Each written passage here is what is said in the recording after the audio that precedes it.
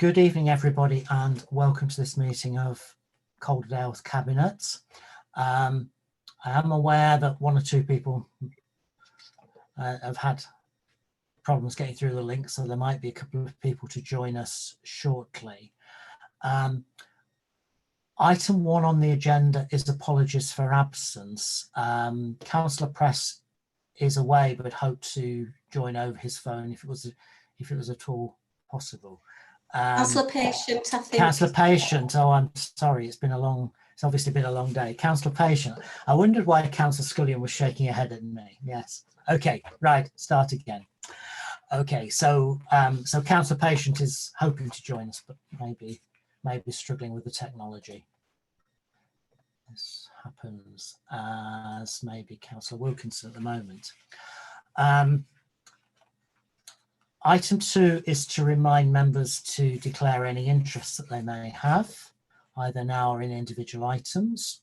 Item 3, admission of the press and public. We have one item which is confidential, that's item 9, and the reasons for that are set out on the agenda, but it's because it deals with confidential financial and business affairs. So can I ask Cabinet colleagues to agree that we take that item below the line? Thank you. Yeah, I understand Councillor Wilkinson's still struggling to get in, Kirsty, so if you could communicate with him, but we'll move on. So before we move to the formal items on the agenda, I thought it was quite important to give people an update and make a couple of comments about the challenges we're facing, because I'm sure everybody taking part or listening will know that on Thursday the government announced a set of targeted measures for areas with higher increasing levels of COVID-19. This included Calderdale along with 2 of our neighbours, plus a number of councils in Lancashire and all the councils in Greater Manchester. I mean, ever since we started to get detailed information from the government about cases, we've been monitoring the rate of infection across the borough very closely. And once we saw that the rate was starting to increase, we've worked closely with our partners and our community to tackle the issue. Councillors will have seen regular briefings on the developing situation, and of course we've been putting out regular public health messages about the actions that we're taking. And when I finish with a couple of comments myself, I'm going to ask our Director of Public Health, Deb Harkins, to say a little more about the details of the challenge. But in terms of the council, the announcement last week and the situation means that just as when the country first went into lockdown, we're once again in a position where we're going to concentrate all of our efforts on addressing this situation, because unless we see cases falling locally and regionally, we risk seeing further restrictions on what we're able to do, both collectively and individually. And that's, of course, on top of the very direct and real health threats to those who unfortunately catch the virus. So that means, for example, that we'll be looking again at plans for further service reopenings alongside many other challenges. I hope that everyone would agree that at this time our overriding priority has to be to do all that we can to protect and safeguard the residents of Calderdale, and that's what we're committed to. But tackling the virus isn't just an issue for the council or for any one organisation or any one group of residents. It affects all of us. And I'm going to share with you a statement that's been agreed and is signed by the leaders of many of our partners from the public and private sector, from the faith communities and the voluntary sector, which sets out our shared determination. We'll be publishing this statement later on this evening. So the statement starts: Calderdale's kindness and resilience will overcome this virus by working together to keep us safe. Sadly, the COVID-19 crisis is far from over. We've seen this locally in the past 2 weeks in particular, as Calderdale's been named a national area of concern and new local restrictions coming into place from Friday the 31st of July. This follows a sustained increase in our infection rates during that period. This virus does not adhere to boundaries either of town, local authority or region, as we've seen. We will not seek to blame, to create division and scapegoat, particularly when we've seen so much loss. And when this affects those who often work in occupations such as our NHS, on transport, in social care and in our shops. Those who have kept our country going and to whom we all owe a great debt of thanks. Those are the thanks that we recognise for many Thursday evenings when we stood together as one. As a community, we now need to stand together again, working in partnership to adhere to the guidance and promote understanding of the threat we face. This gives us the best chance of beating this pandemic. There's no doubt, though, that this is a really tough time for each and every one of us in Calderdale. And through tough times, what we need most is to unite to beat the crisis that's facing us. We already know that Calderdale is a kind and resilient place, a place with a strong track record of community spirit and inclusion. We look back at the amazing joint response to the major flooding and the heartwarming stories of togetherness during the darkest days of lockdown. Remember too how our community bounced back from the last recession that had such an impact on our towns and businesses. The recurring theme that shines through is the compassion and determination to be as one, which defines Calderdale.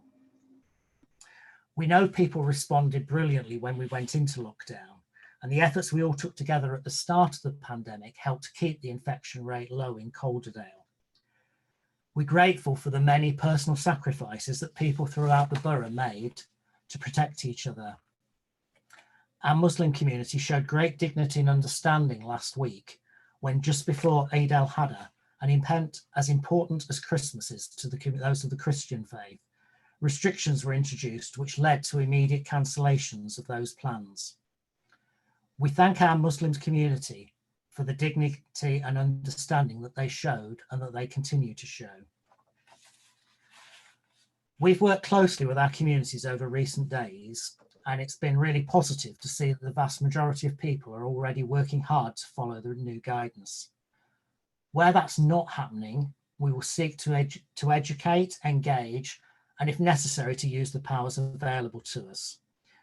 We hope and believe this will rarely be necessary. The action we take today will help to reduce the spread of the virus and keep Calderdale out of a much stricter local lockdown. So now is not the time for blame or division. It's a time to use our strong diversity and inclusion to support each other and to keep the most vulnerable safe. We must all continue to work together as a whole community.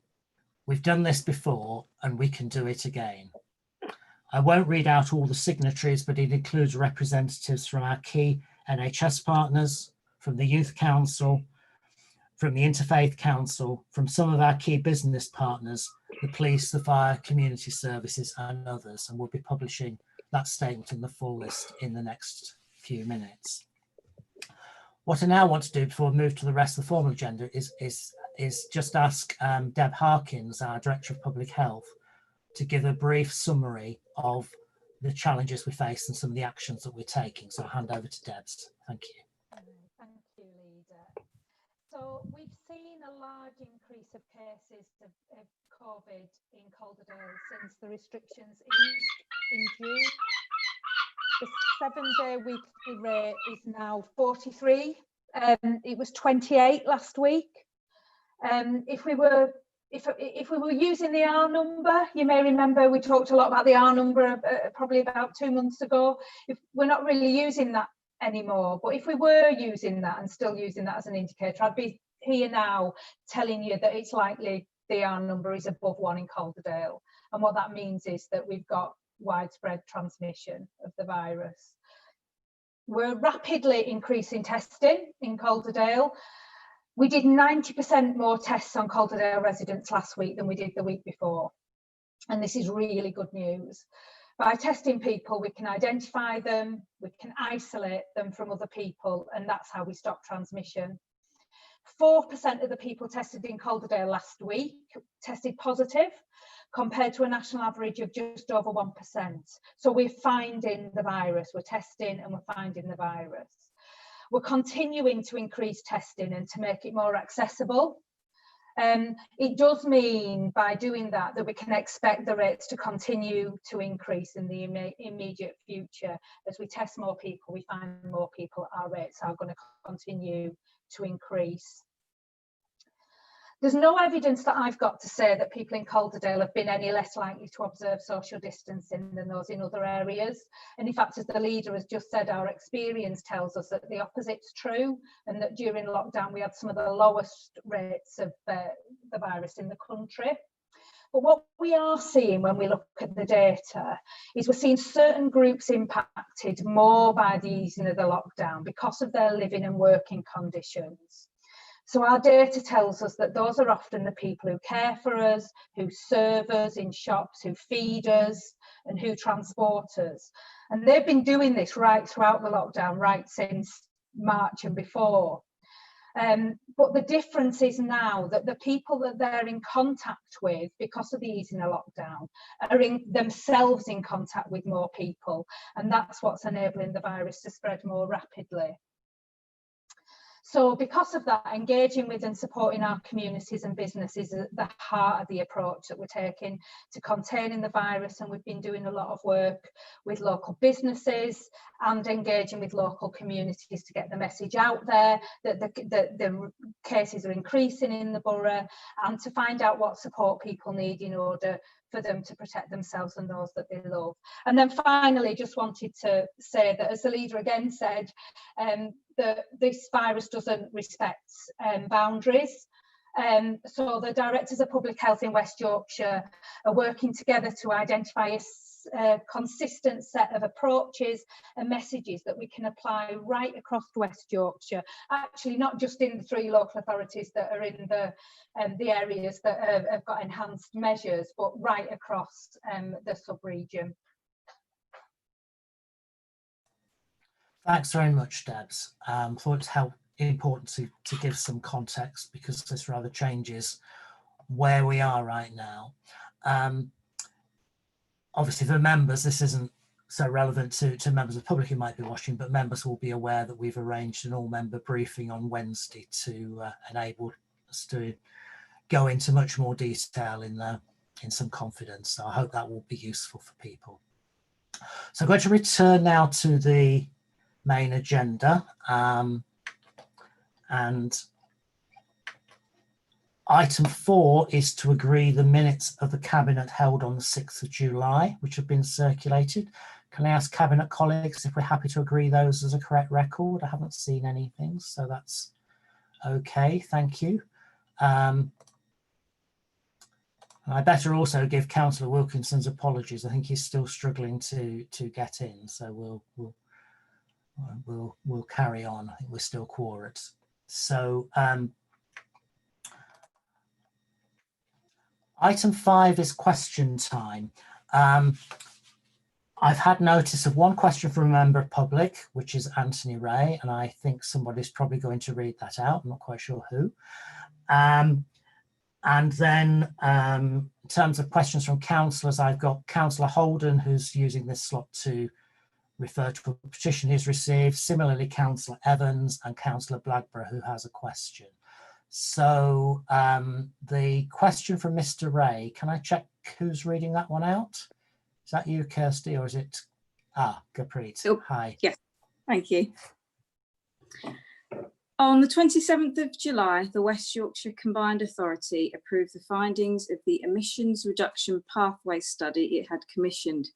Its principal finding is that even if its maximum ambition scenario is adopted, which would result in West Yorkshire carbon emissions reducing from 11.1 million metric tonnes in 2020 to 2.0 million metric tonnes in 2038, there would still be a shortfall of 18% to WICA and the Council's net zero target. Calderdale's local plan, which is the key document to guide the district successfully down this challenging pathway and towards a sustainable future, is about to be reviewed in stage 2 of its examination in public, possibly starting in mid-September. It's clear in the light of the ERP study that its principal climate change policy, CC1, is quite inadequate in its scope and wording, and there will be other areas of the plan which are no longer consistent with this scale of carbon reduction. Will the Council agree to review that policy and related aspects of the plan in order to determine whether it should submit major modifications to the EIP? And will it agree to call a meeting of the Climate Emergency Working Party so that the Working Party can debate this issue before the EIP hearings begin? Thank you. Councillor Scullion, can I ask you to respond to that? Thank you. I will send Mr. Ray, Anthony, a full written response. Did only get this at lunchtime today and haven't necessarily had the chance to give it the full attention that it deserves. But he does raise a very interesting set of questions in how things have been exacerbated by the changes that we see around us in terms of COVID-19, in terms of how we fit with the West Yorkshire region and the new devolution. We're all expecting to elect a mayor next May. And COVID-19, of course, has changed other aspects of our plans. I'm reluctant to start unpicking various bits in a piecemeal way, and I don't know if Mr. Ray knows that we've had a whole set of pre-inquiry questions which we are now working through. In fact, there's a team working through them at the moment of questions that the inspector has put, and it'd be very interesting to hear her take on how a number of things have changed since part one of the examination last year. So I think there are a number of things that are going to have some bearing on the local plan as we go forward. It'd be very interesting to hear the inspector's take on this. But as I say, we're working through the pre-inquiry questions at the moment, keeping an eye on, obviously, the national situation. You'll know that the government has very recently, last week, just changed some of the planning guidance. But he does raise some interesting points, and I will give him a full written answer. He asks whether there can be a meeting of the Climate Emergency Committee. I don't actually know if we've got another meeting, but I think we will have another meeting of that committee anyway before the inspector calls the next stage, the second stage of the inquiry. Thank you. Thanks, Jane. So that's the only public question. So I'll now go on to councillors. Councillor Holden. Thank you, Leader. Earlier today, I forwarded a petition that has been signed by 2,366 individuals. The petition reads as such: we, the undersigned, ask that Calderdale Metropolitan Borough Council reopen the household waste recycling centres at both Sowerby Bridge and Elland. Ever since lockdown commenced, fly tipping has vastly increased as a result of our local recycling centres remaining closed. We now call upon CMBC to do the right thing and reopen these much needed centres. Following on from that, we were provided, both myself and Councillor Bellinger, a couple of weeks ago, were provided with the stats compared with last year. And if you overlay the increase in fly tipping in my ward and in Greetland and Stainland, there is a distinct correlation. Now, Councillor Swift, some time ago at one of the briefings, did say fly tipping is no excuse for not being able to get to a household recycling centre. And he's quite right, it is no excuse. However, that doesn't stop there being a direct link. And there is a direct link. I'm 100% positive about that. At the moment, if a resident from Rishworth or Ripondon or various other parts of my ward has to go to the local recycling centre, they're experiencing anything up to a 3-hour round trip by the time they've travelled to either Halifax, Halifax, Brighouse or Todmorden. Once they've queued to get in there, you're looking at anything up to a 3-hour journey for one trip to the recycling centre. It really isn't good enough. I know the service is under pressure, but Suez should be stepping up and providing that service. They're already, I've driven past Soby Bridge Household Recycling Centre on a number of occasions where they're actually manning the gate to stop people from fly tipping outside the gate. Now, get a couple more people on those gates. Let's get the centres open. Let's reduce the amount of queues at the recycling centres that are already open, and let's get things moving. My residents, you talked about cooperation earlier on. My residents want to cooperate with Calderdale Council. They want to relieve the burden on the recycling teams, on the curbside teams that are working so hard, because so much more waste is being generated because people are spending so much more time at home. Many of my residents wouldn't have a problem in going down to Soby Bridge Tip to actually take their waste, which would relieve the burden on the curbside collections. I think we're being very penny wise and pound foolish at the moment. The amount of money it must be costing us to clear up fly tipping at the moment must be astronomical. I would seriously urge the administration and senior officers to take another look at this and open these centres as soon as possible. Thank you, Councillor Holden. Councillor Press, do you want to comment on that? Yes, thank you, Leader.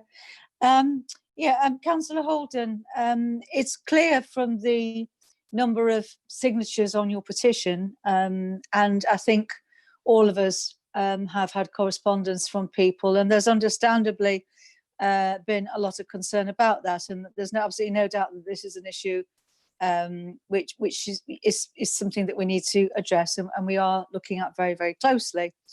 However, I think the best forum for discussion, further discussion, because we have had a lot of discussion around this in correspondence between each other as elected members and with officers and so on. It's actually going to be discussed, the petition will be discussed at the meeting of the Place Scrutiny Board in a couple of weeks' time on 19th of August. And hopefully that will give us a proper opportunity to have a really good look at all the issues around this and talk about it in an in-depth kind of way, which isn't possible at the moment in this particular arena.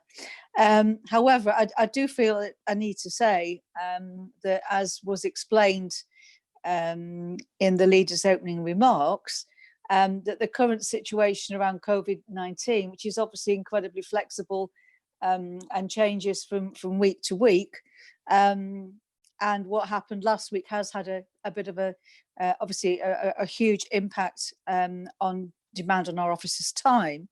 And that does mean that responding to that and sorting out, getting the infection rate down and getting things safer again, that's got to be the main focus for the council over the coming period.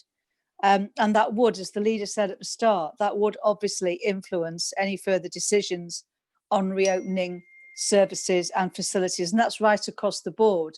I'm not just talking specifically here about the HWRC centres. But there is some good news. We're already reintroducing the bulky waste collection service, which hopefully will relieve some of the pressure.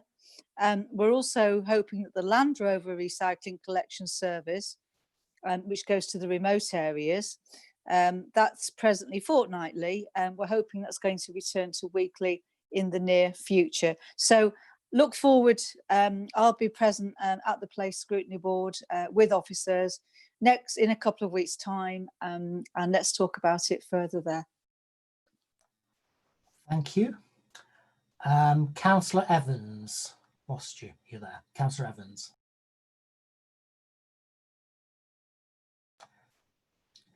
You're on mute, Councillor Evans. On mute. Thank you. Forgetting that we're all muted. I believe you received our petition electronically during today, and I'm presenting a petition from almost 700 residents from across the borough in opposition to the latest changes in parking regulations.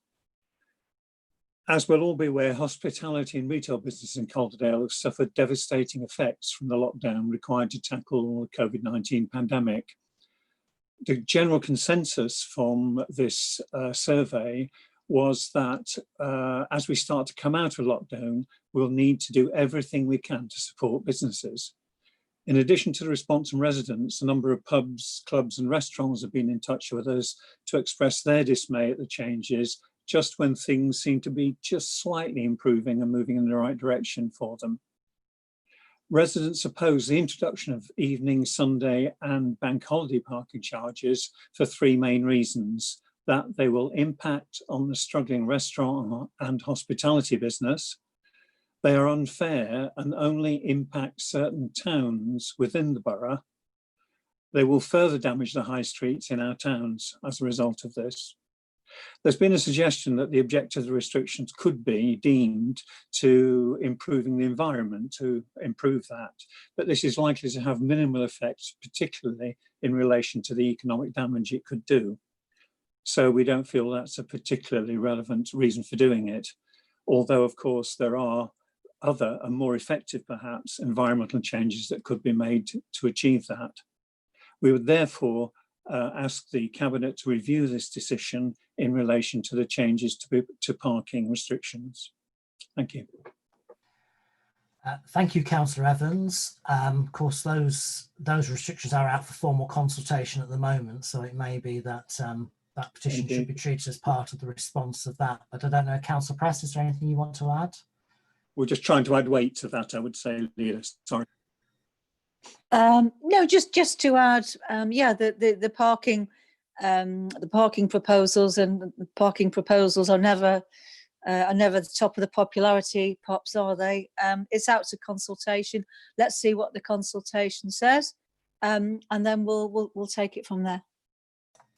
Thank you. I think I'm right in saying that these changes have already been discussed at scrutiny. Sorry, yeah, haven't they? Yeah, I meant to say that they already have been discussed at some length in scrutiny. Yeah. Thank you both. And then I've got Councillor Blackborough with a question, which has partly been answered. Thank you, Leader. And I appreciate that Councillor Press has responded to the issue I'm going to raise, but I would still like to raise the question. So my question, in a nutshell, relates to the reopening of the Elland and Solby Bridge waste recycling centres. This is on the back of a number of residents who have contacted me to complain about the large number of people who are now having to use the Brickhouse Recycling Centre as a consequence, and the length of time it now takes. They've equally complained about using the 2 lanes as well. This is not enabling people to leave if they need to leave the actual waste site itself. So I'm equally concerned that this is now leading to an increase in number of people who are irresponsible and who are fly tipping. The expense, as Councillor Holden has previously stated, is far greater. We're just about to enter into the second stage of the local plan, adding additional 12,000 properties in the future. So it really is quite an interesting and challenging question. So whilst I understand why the initial decision was taken to close these 2 sites, can the Leader now confirm what plans are in place to reopen these as a matter of urgency? And equally, what provision is there in the local plan to deal with the disposal of waste? I very much appreciate that some of the issues have already been responded to by Councillor Press. Well, thank you, Howard. And yes, I would tend to say refer you to the earlier answer, but Councillor Press, do you want to add anything? Yeah, just to say really that you have raised a specific point regarding the arrangements at Brickhouse. So can I check that with officers and get back to you with a written response? And yeah, the other matters, I think we can, as I said to Councillor Holden, we can take that further in a couple of weeks' time at scrutiny. Okay. Yeah, I suppose actually similarly the point about the local plan, I'm sure Jane will be happy to make sure you get a sort of detailed point about that one as well. So thank you. So that's all the questions I've had notice of. Thank you very much, everybody. So I'll move us on to the formal agenda items. Item 6 being the revenue monitoring, and I'll ask Councillor Scullion to introduce that, if I may.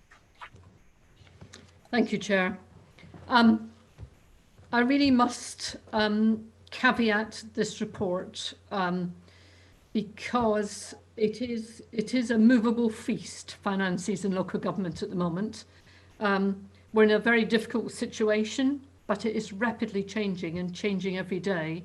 Our officers are up late in the evening waiting for announcements from government that often come in about 9:30 at night, which is not good for them and not good for us. So this is a snapshot of a situation, and it's a situation which is really, really not good.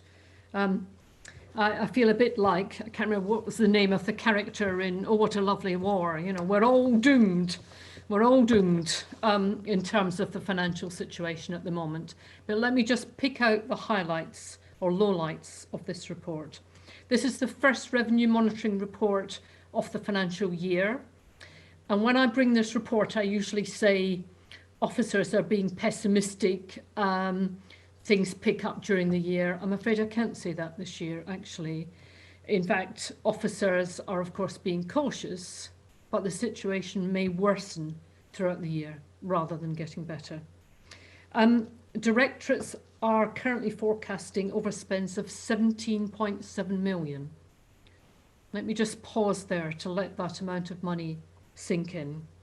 Now, 13 million directly relates to additional costs and income lost as a result of COVID-19. And we have got 4.7 million budget pressures and potential overspend in directorates. And of course, you will remember that many of the savings plans that we had were supposed to be implemented in year. There is additional government funding, and as I say, this is very much a movable feast. We are waiting still for the detail of various things. We're thinking that it's going to be around 13.6 million. And we think that the actions we can take within this year by our directors will actually reduce the overspend of 4.7 million down by about 1 million. You'll remember that that overspend particularly relates to children's and adults' social services and all age disability services, and of course transport, particularly transport in relation to children and disabilities.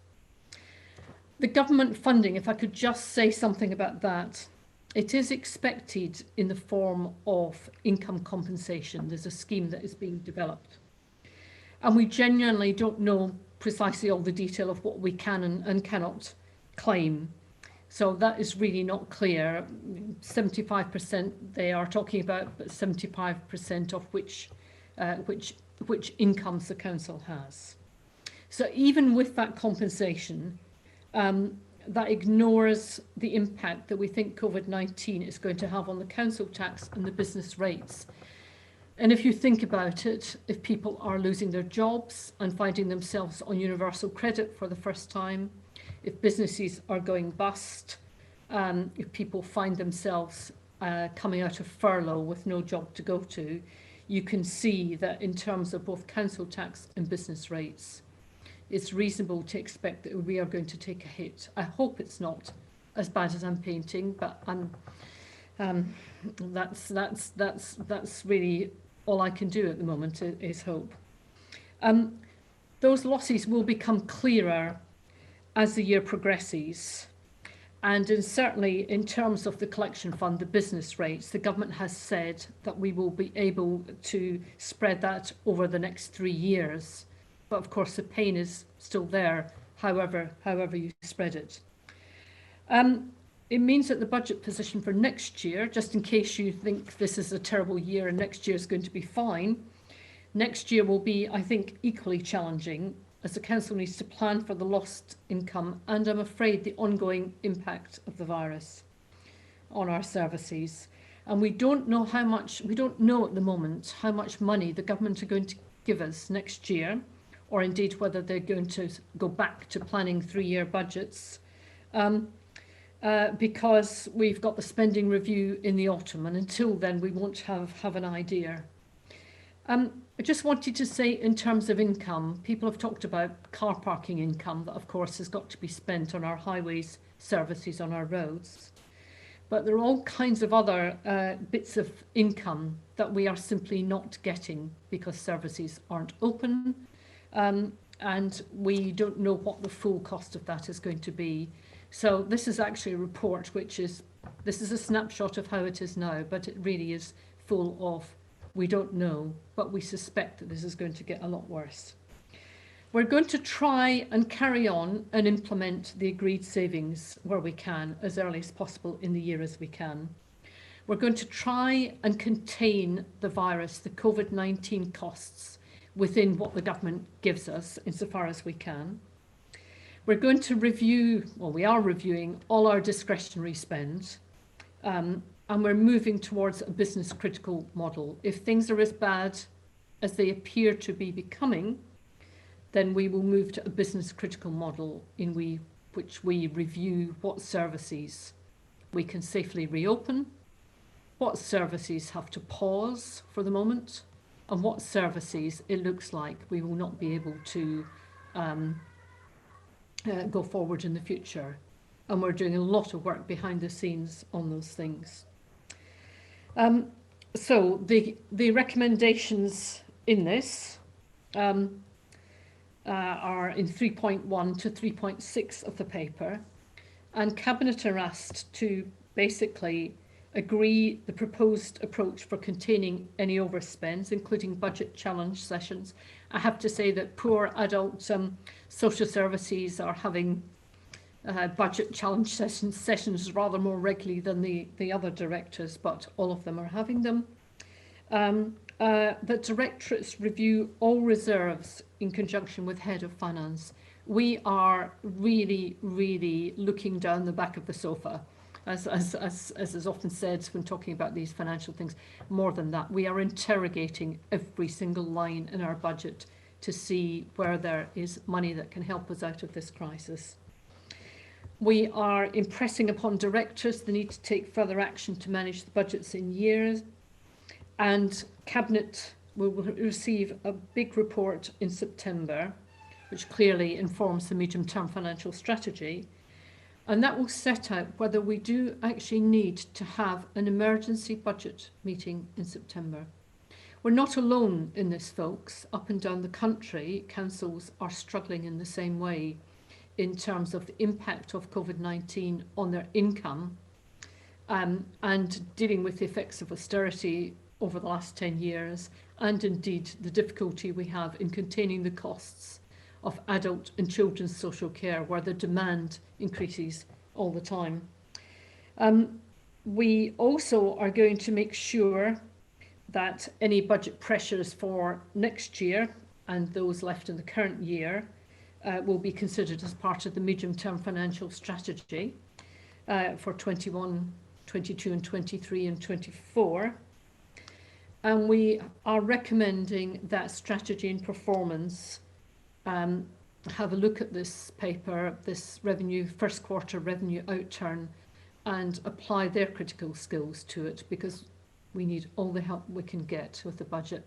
Things, you know, I sound like, you know, Job or you know, Sergeant whatever in TV program, but really, this is very serious for the council. This is, I'm afraid, is a report which is doom and gloom, and at the moment the relief is not in sight. Thank you, Jane. Can I check first of all if any Cabinet colleagues want to come in? Councillor Metcalfe and then Councillor Press, and then I know Councillor Lee, you want to ask a question on this. If I could speak just briefly on the adult services element of the report. Some of it's been outlined now by Councillor Scullion, and I fully note what the report is saying and the challenges that adult social services have in this, particularly in still key areas like all age disability, where it's forecasting still main underlying cost pressures. There was one of the budget challenge meetings for adult social care last week. Councillor Scullion just mentioned that with adult social care, there may be more frequently challenge meetings than others. Unfortunately, I was away, or not unfortunately, I was away, but I was absent from that meeting, being on a break. but I've updated from Ian, what Ian has said, and I understand that that meeting, although challenging, was a constructive meeting, particularly in areas like the larger COVID additional costs and the work on agreed savings. So work is ongoing, top pace to meet these very serious challenges we have in this area. I just hope that we are able to meet the challenges, but it certainly is, as Councillor Scullion's been saying, a very difficult situation, but certainly working flat out to meet those challenges that we have in adult social care. Thank you, Bob. Councillor Press. Yes, it may seem as though we've been saying the same kind of, we've been giving out this message for an awfully long time, that there are financial challenges, but the kind of challenges we're now talking about do actually, we are in completely unknown territory, because what we're talking about now is the impact of COVID-19, which is of course something that wasn't even in the it wasn't even on the horizon when we were discussing making our budget decisions at the back end of last year. So this has hit us like a tsunami of financial horror, really. It's not Dad's Army, it's a disaster movie. I think Jane was referring to Dad's Army. It's actually it's more like a disaster movie for local authorities, because it can't be overstated that since March the council has lost it's lost a massive amount of income. All those things that people do every day, they go to the library, they park their car, they might go down to the swimming pool, all those things, all those public services, which to some extent we've taken for granted as always being there, they've had to close down. Now they've not just closed down, that means the income has not been coming into the council. So if you actually look at the report, 5.6.1, the estimate in this report is that COVID-19 could cost public services £7.6 million in 2020-21. Now, it's in that kind of context that we're having to make decisions, and it's not something that we can even at this stage predict where it's going to go, because what happened last week has been a total curveball. We're doing our best to slow down the virus and stop it transmitting and all that, but we are in totally unknown territory, and the picture in many ways, it couldn't be bleaker. And I think it's really important that all elected members understand the grave situation we find ourselves in, because it really can't be overstated. And I think Councillor Scullion has actually made it absolutely clear that we're just going to have to take it as it comes. Then we may well have to have an emergency budget. Let's hope the government does make good its promises, but at the moment we're having to face up to some very serious consequences of COVID. Thank you, Councillor Press. I'll pause. I'll bring Councillor Lee in at this point. Thank you, Leader. I have what I believe is a constructive question to ask here. We've heard from Councillor Scullion and Press about the difficult situation that we know we're in with the revenue situation. And I think Jane Scullion referred to it as a snapshot, which is absolutely correct. And Councillor Press, similar comments were made about not knowing exactly where we're up to with this. Now, I think that Councillor Scullion's summation, a summary of the report was very good, and it set out a number of the concerns which should be affecting all of us here. But my concern is that this was the position at the 20th of July. That's when the report was written. And since then, as we're all aware, local restrictions have been introduced because of the rising COVID-19 situation, as we heard from Debs earlier. So the report's now 2 weeks old. And I do know this about financial matters. Sometimes things can move very, very quickly indeed, unless they're extremely carefully monitored. And I'm worried that the ambition from receiving this paper tonight refers to a review in September. But I think, in view of the fact that the report is already a fortnight old, we've been hit with a further very significant event with the special local restrictions. I think it would be very worthwhile, and so I would therefore ask Councillor Scullion, do you think that we should make a plan, due to the changed circumstances, to issue an updated report, say, in mid-August? And I say that so that we won't be overtaken, or hopefully will avoid being overtaken by the situation, and we'll be able to take further action to mitigate the situation before the next planned review in September. And I think we should all consider that as a prudent thing to do right now. It's a long time to December and things are happening very quickly. So question to Councillor Scullion, does she think there's some merit in my suggestion? Thank you. Thanks, Stephen. Councillor Scullion, do you want to come back on that? There's a couple of things I want to comment on in a moment. I did say at the beginning, I caveated this report. It was a snapshot at a particular point in time. And we are, I think, Nigel Broadbent's on this call, and he will nod when I say that we are on a daily basis actually managing the situation and understanding the announcements. I did say that one of the recommendations is to refer this to Strategy and Performance Committee. So clearly there is another possibility in terms of a thorough interrogation of these figures. I'm very sympathetic to the point that Councillor Lee makes about democracy and democratic process. At the same time, you will know that in terms of reports that come out are sometimes out of date because of the need to meet the interests of democracy, to make sure that they come out so that people have the time to read them before you have the meeting.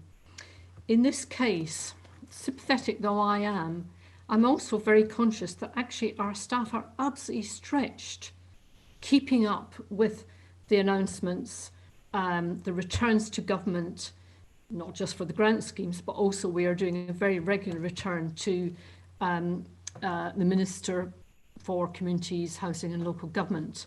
We're doing a regular return and we're waiting for them to come back to us in relation to that.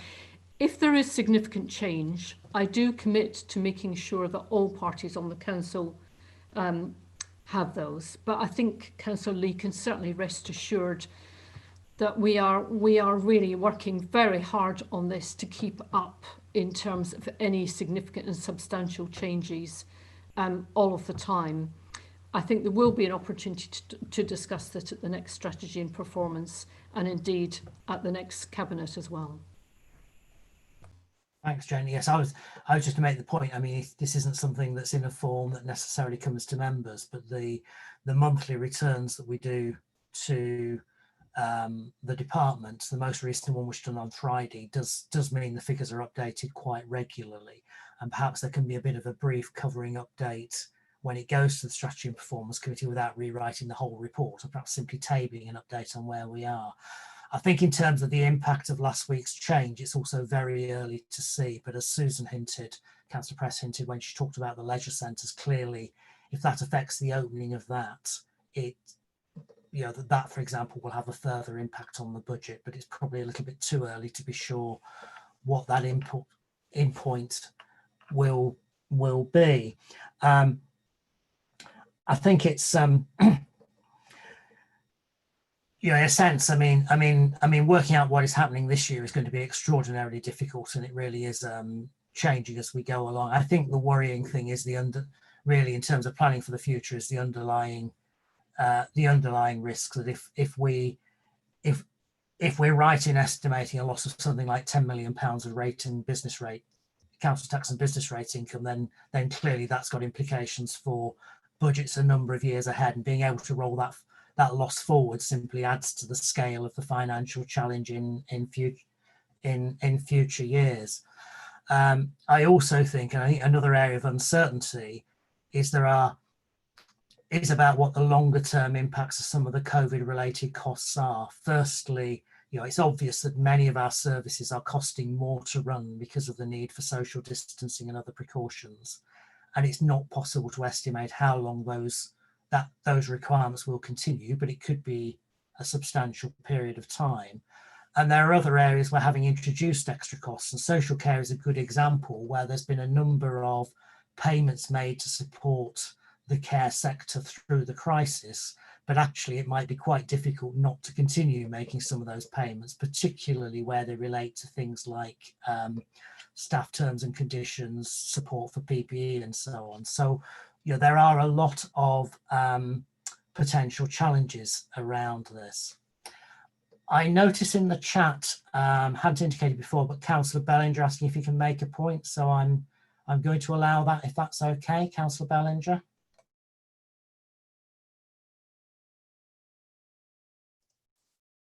I'm just promoting him now, Chair. Apologies, I forgot about that bit. Okay, Councillor Bellinger. Yes, thank you for letting me come in on this one. I have been having a chat today with our scrutiny officers. One of the things that's been sort of like brought to my attention, which I think is a reasonable point to raise today, and that is on the long term is going to be the reduction of footfall to our economy in Halifax town centre, with the fact that a number of our large multinational companies will be sending or have already sent many of their staff to work from home, and will potentially be continuing to work from home long term. This is something really that I personally am quite worried about, because it will have a huge knock-on effect on our economy in the town centre during the daytime. And I think some of the things we need to look at is how we encourage people to come back into the town centre, may it be through reduction of parking charges, anything that we need to do to bring that footfall back in. Because like I say, we've got some large companies with Lloyd's, Royal Sun Alliance, Conveyor, ourselves, which will be seeing many of our employees working from home in future. So I think that's something that we really need to take on board and look at what we're going to do long term. Thank you, Councillor Bellinger. Jane, do you want to come back on that? Chair, I just wanted to say that clearly that's something we are discussing in the exempt item. But Councillor Bellinger is absolutely right that it's society as a whole. It isn't just Halifax and the other town centres. We're all coming to terms with what COVID-19 means in terms of some big employers, some of the chain shops, in terms of how they manage in the future, and they're each going to make their own decision. People have been asking me what I thought it meant for some of our strategy regarding office accommodation generally. And I think in terms of office accommodation, people will still need office accommodation, but it will be of a different nature.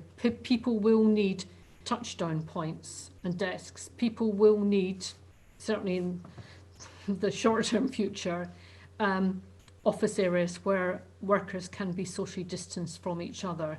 So there's a need for a different kind of office space. I also think that in terms of young people leaving school or leaving university who might be expected to enter the job market, actually may well need incubator businesses space where they can start a business, because the apprenticeships or the jobs with big companies that they hope for have not materialised. And I think we as a council need to think about where in our town centre strategy, we actually might find spaces for people to trial those kind of businesses. So I think there are opportunities as well as difficulties going forward for all of our town centres. I'm very grateful actually to the government for the different funds that they've given in terms of regenerating town centres, because I think that will help us tremendously in terms of making them vibrant for the future. And you say, yes, big employers won't necessarily have people travelling in from Leeds or Manchester to work in Halifax, but the reverse is also true, that we lose a lot of people who go to work in Bradford and Manchester. They will be living nearer our town centres, and we need to get them used to not necessarily always eating at home, but actually going out for a sandwich and a coffee in an attractive town centre, which has got a real dynamic offer for them. So we are very aware of the challenges that the whole question of office accommodation raises, and we will be discussing it later under the exempt item. Thank you, Okay. Councillor Scully. Thank you. I think we've given the report itself a good airing. I'm taking it, Jane, you're moving the recommendations. We'll note the wish to strengthen and provide an update when it goes to scrutiny, as Councillor Lee highlighted. With that, can I see those in favour of the recommendations, please? Thank you. And can I take us on to item 7, capital monitoring? Sorry, Councillor Scullion, it's you again. Rather less exciting, but none the worse for that. It's, as usual, it's the first quarterly report for the capital monitoring. It covers the next 3 years, of course, so it's not just a report of this year. It's the next 3-year period till 2023.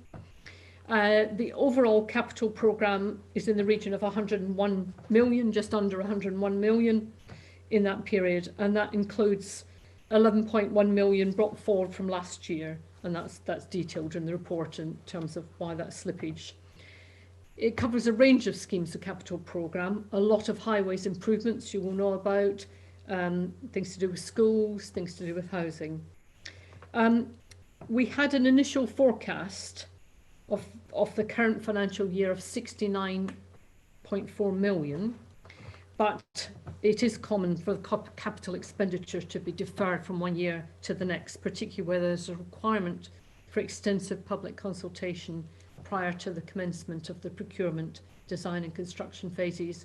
And clearly some of our consultation has had to go on hold due to the difficulty of doing the usual things that we do in terms of drop-ins or leafleting or in-person consultation, dropping into the town hall or the library, those kind of things. So we have got a particular problem this year. I want to go on to say, and I've said it before, but I can't emphasise it enough, because I know it's something that plays on people's minds in the street, and they say, how come the council's doing this big programme and yet it says it's completely strapped for cash? Well, the answer is that 2/3 of the programme is funded by government grants, and much of the rest is from borrowing, which is financed by the savings that we achieved. And the example that I usually give is that of the street lighting, the LED street lighting project, where we borrowed the money. It will not only pay it back, but it will pay us dividends in terms of reduced electricity bills, but also help with our carbon budget. So it's basically self-financing and no net cost to the council taxpayer, indeed possibly even a bonus, a surplus on top of that. There's a small remaining investment which is funded by capital receipts from the sale of surplus assets. But the majority of that programme is funded by external monies.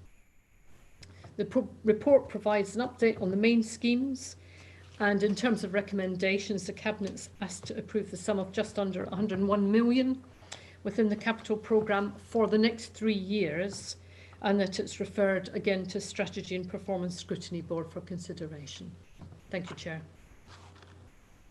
Thank you, Jane. Can I check if any Cabinet members have any questions or comments at this point? I'm not seeing any at the moment. I think Councillor Caffrey, I understood you had a question on this paper. I have, thanks very much, Chair. Councillor Scullion sort of alluded to what I was going to ask, really, because my question's about prudential borrowing. Every time we see the capital budget, there's another few million in it. Now, this one's got another 30 million.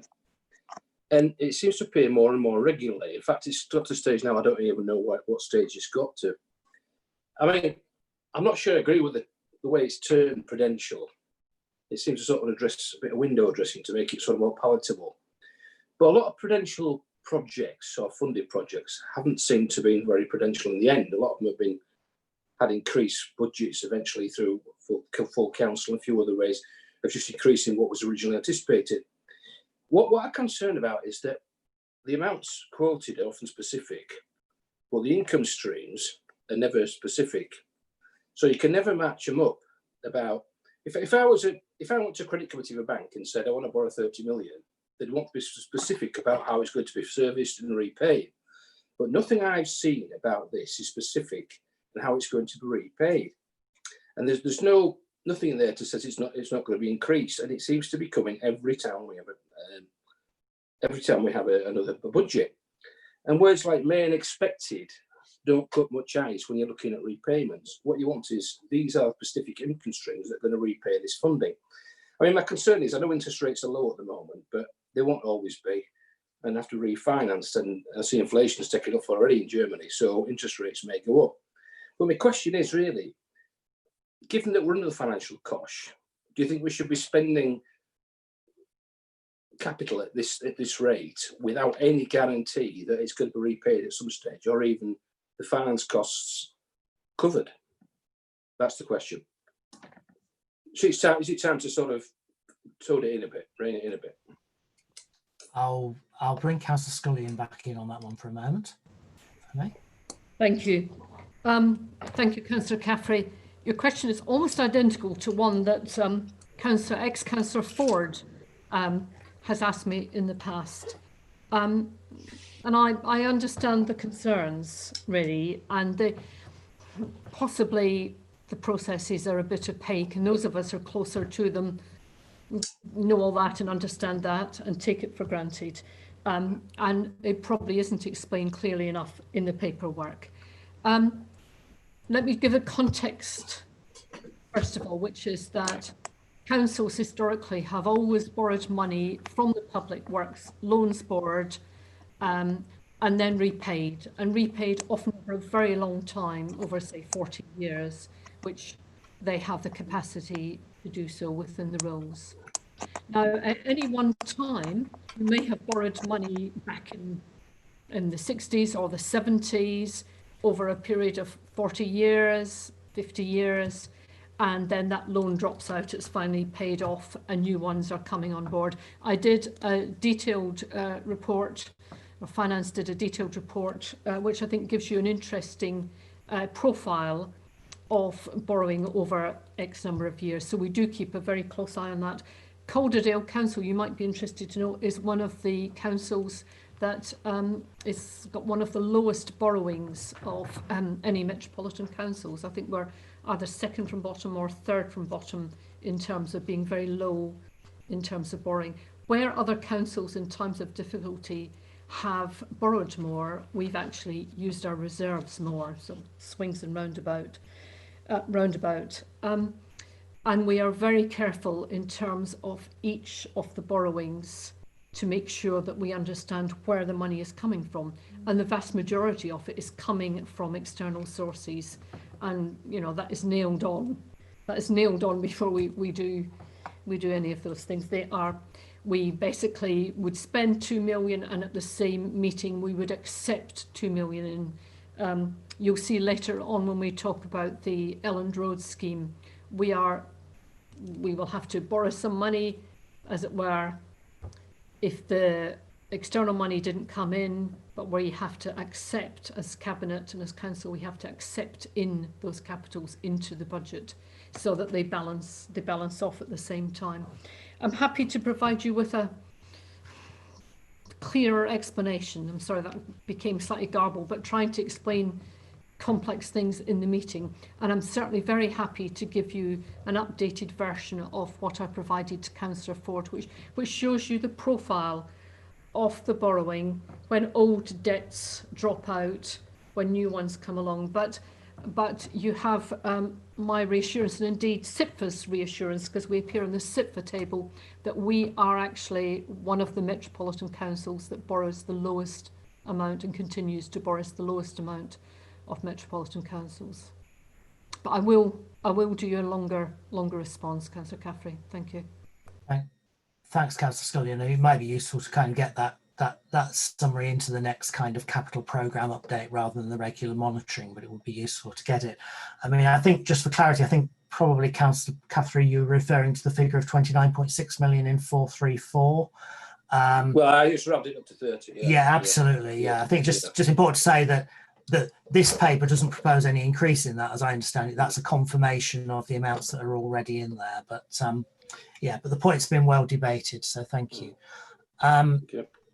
With that, can we agree the recommendations on that paper? Thank you. And move on to the previously mentioned agenda item 8, which is one regarding the Park Road scheme. And Jane, I'll let you start on this one. Thank you, Chair. I hope Cabinet and members attending are suitably pleased that there are a few photographs in this report rather than simply words. This is the result. This report is about the result of the Storm Ciara that we had on the 8th and 9th of February this year. 8th and 9th of February this year, when the torrential rain resulted in landslip on the A6025, otherwise known as Park Road in Elland. I said quite a lot about this in the previous meeting, and you have got a very detailed report and appendix in front of you, so I won't go into the detail, great though the pictures are, and the different treatments of the piling and so on. This is a really important road to us in Calderdale, often because of the nature of the terrain. It's hard to actually cross between valleys, etc. So it's a really, really important road. We want to get this work done and we want to get it reopened. We have applied to the West Yorkshire Combined Authority, Transport for the North Fund, a number of other funds, but this is really essential work. So the recommendations are contained 3.1 to 3.6 in the report. And we're asking you in advance, Cabinet, to agree to accept the money that we sincerely hope will be forthcoming from those external sources, because it's really important that we get on with this. The sooner the better. And we think that the government's new Getting Building Fund is going to help in relation to this. So really asking your permission to accept monies that are being hopefully offered to us, and we should have confirmation in the next few days regarding that. Thank you, Councillor Scullion. But of course, what the paper does is it sets out a way of doing this work, whether that money is awarded or not. But hopefully that will be, because otherwise, if we have to fund this out of other funds, it will then mean less money available for other projects. But as you said, this is clearly a very major piece of work. I've certainly read a few entertaining comments on the Facebook over the last few months about how the Chinese would have fixed it tomorrow. They might have done, but they probably have knocked a few houses down that were in the way whilst they were doing it. I don't think they quite have the same concerns for us as for the property rights of neighbours always on these schemes. But facetious comments aside, I mean, I think it's also important to emphasise this is not simply a case of putting a bit of tarmac in a crack in the road. The flood damage here is very substantial. I think people who were involved in the Boxing Day 2015 floods will remember the damage and the amount of work that was required in terms of shoring up and piling work to repair the A646 at Burnley Road. And this is probably on as large or potentially a larger scale than that one. And so it is a major project. Obviously, it has caused and will continue to cause a lot of disruption until it's completed. But given the funding, it's also important that we make sure that the technical work is done properly and that we end up with the best possible design so that we don't have a road that's vulnerable to further flood damage in the future. So I'm pleased we can go ahead with this. I've not got anybody else particularly commenting. So can I Can I check we're all happy to agree? Jane, do you want to come back on something? Blackborough wanted to come in, Chair. Sorry? Councillor Black. Oh, right, okay. Oh, I've seen a waving hand above. Sorry, Councillor Blackberry, yes, to you. Thank you, Councillor Scully, and thank you for the report. I think it's really important that the work proceeds as quickly as it possibly can, because it is a gateway for people getting from Ellen to Brighouse to the motorway. So I very much welcome the report and very much support the recommendations to get on with the job as soon as possible, and I think that'd be absolutely superb. Thank you very much. Okay, so can I say are we in favour of those recommendations? Thank you. That is excellent. That is agreed. So that concludes the public items of business.